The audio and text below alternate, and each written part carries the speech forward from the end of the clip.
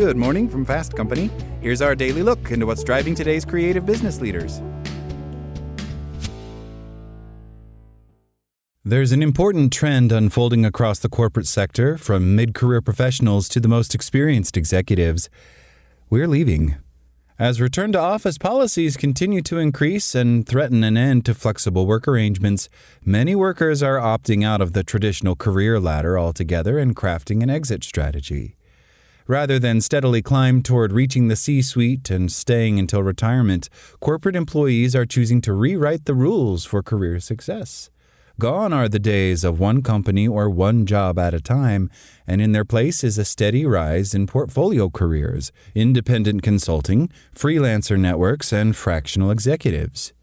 It can be both enticing and intimidating to step outside the lines and reimagine your own trajectory in this way, but it is an extremely rewarding path to consider.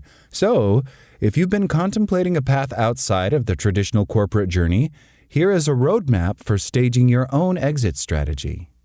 Step 1. Explore the idea. As with most new and scary concepts, you can get started by simply acknowledging the potential idea. Try writing and then speaking about your desires to your safest and most valued confidants. What does success look like?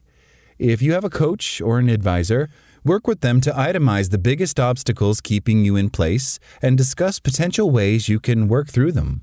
When I was planning my own corporate exit strategy in 2019, I spoke with my therapist about all the worst-case scenarios I had in mind for each of my fears, and in the end, none of them was insurmountable. Slowly, systematically, my why stay list got much less compelling, and my why not list became a very strong case for leaving. Step 2. Run the numbers. The biggest obstacle for many of us, of course, is the income question. So try facing this head-on to help you get real rather quickly about the tangible requirements to make this move. In the independent consulting world, we call this the rent equation. How much income do you need each month to cover your baseline needs? How much to feel safe and comfortable? This won't be your revenue forever, it's just a starting point that can feel doable and accessible. Companies keep employees in place through a complex web of compensation spread across salaries, benefits, bonuses, stock options, and other intangibles. Try to simplify the equation by building a list of your core expenses and then think about how much you really need to earn to become free. Don't forget, your deductions will change when you're self-employed, often for the better. This is just a starting point. You're trying to make a theoretical concept feel more real so you can build the case for yourself and turn a nebulous idea into something realistic.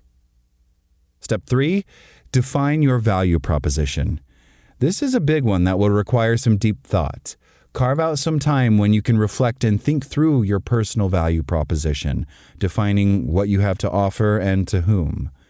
When you work for someone else, it's easy to conflate your value with your title, your role, or even the function of your team. The objective in this case is to begin to separate out those elements of what you as an individual have to offer and who you are best suited or most energized to serve. Whether you intend to seek out private board or fractional roles, build an advisory or consulting practice, or want to transition into coaching, you need to have a strong feel for what you can do and for whom. Write this down in the simplest, clearest way possible and use it in your outreach. Step 4. Tap that network. Now it's time to lean on your network. You can't expect anyone to help you make the leap if you don't ask, and they won't know how to help if you are not clear and direct in what you ask for. Start with your strongest mentors and closest allies and let them know you're considering striking out on your own. Weave in language from your value proposition and let them know what you are hoping to do, who you would like to work with, and your ask of them. Typically, you are asking that they be aware of your goals, keep you in mind, and let you know of anyone you ought to meet. People tend to avoid this kind of outreach because they feel uncomfortable with the ask. But keep in mind that when you do the work to clarify your goals and needs, your champions will always be happy to hear from you and will appreciate knowing how best to help. Avoid group emails and write authentic, personalized notes that sound as if you're chatting over coffee. In this phase, don't forget to grow and expand your network as well. The contacts that got you here probably aren't the contacts that will help you grow your new business endeavors. Make sure to identify others who have already left the corporate grind and ask for their wisdom. Look up people in your desired space and follow and engage and interact with them. Infuse new ideas into your thinking. Step 5. Speak up.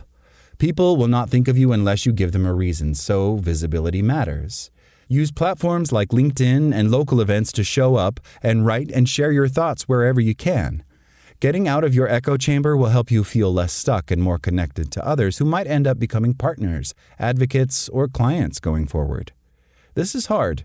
Many leaders feel wildly uncomfortable creating original content and sharing their expertise, but it is a powerful way to signal to those you know and those you don't yet know that you are available, experienced, and ready for business. Most of all, don't overthink it. Get started. Send some signals, do some thinking and writing, and see what comes back. You may find that your first consulting or board opportunity is easier to pin down than expected, and suddenly you are on your way. It's easy to stay still, and far more rewarding to take the risk and carve your own path.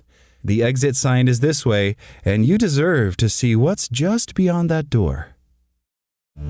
That's all today from Fast Company. Talk to you tomorrow.